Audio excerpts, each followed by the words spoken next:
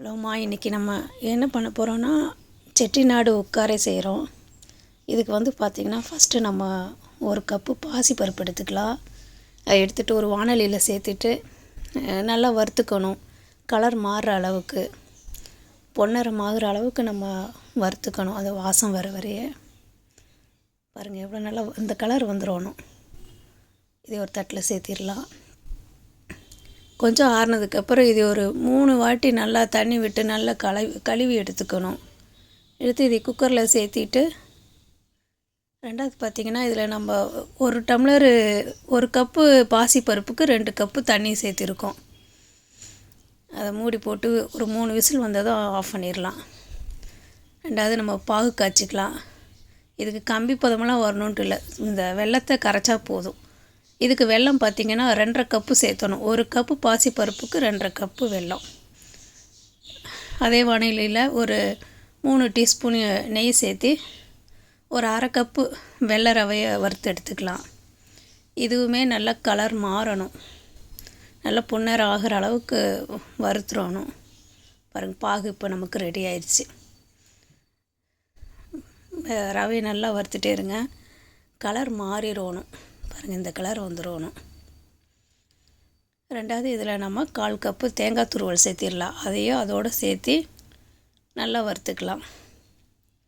இதில் நம்ம வேக வச்ச பாசிப்பருப்பை நல்லா மசிச்சுக்கலாம். அப்புறம் அதையும் எடுத்து நம்ம வறுத்த ரவையோடையே சேர்த்து நல்லா வேக வைக்கணும். அந்த ரவையும் பாசிப்பருப்போடு சேர்ந்து நல்லபடியாக வேகணும். அது நல்லா கிளறி விட்டுட்டே இருக்கணும், கைவிடாமல். அதில் கொஞ்சம் கொஞ்சமாக நம்ம நெய் சேர்த்து கிளறணும். அப்போ தான் அந்த பாத்திரத்தில் ஒட்டாது.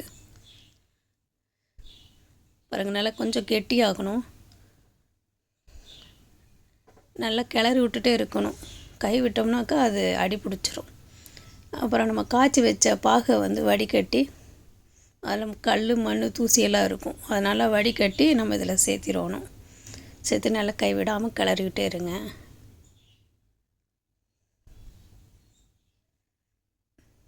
நல்லா எல்லா பக்கமும் அந்த இது சேர்கிற அளவுக்கு நல்லா கிளறிவிட்டே இருக்கணும். இல்லைன்னா உள்ளார அடி பிடிச்சிரும். கெட்டியான பாத்திரத்திலே செய்யுங்க, அதுதான் நல்லது.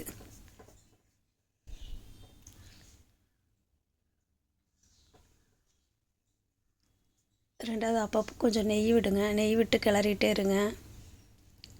இதில் நம்ம ஒரு 1/4 டீஸ்பூனுக்கு ஏலக்காய் பொடி சேர்த்திட்டோம்.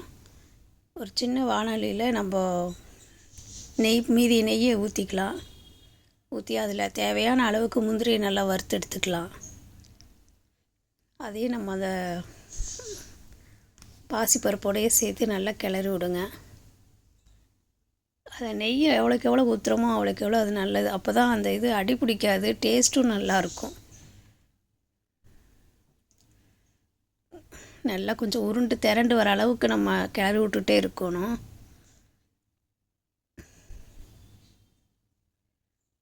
நெய் உங்களுக்கு ரொம்ப ஜாஸ்தியாக தெரிஞ்சதுன்னா அளவாக ஊற்றலாம். ஆனால் அளவாக ஊற்றினோம்னா அது நமக்கு அந்த டேஸ்ட்டு வராது, அந்த பதம் வராது. அதனால தான் அப்பப்போ நெய் விட்டு விட்டு நம்ம கிளறிட்டே இருக்கணும். அப்போ தான் அது ஒட்டாமல் நல்லா திரண்டு வரும்.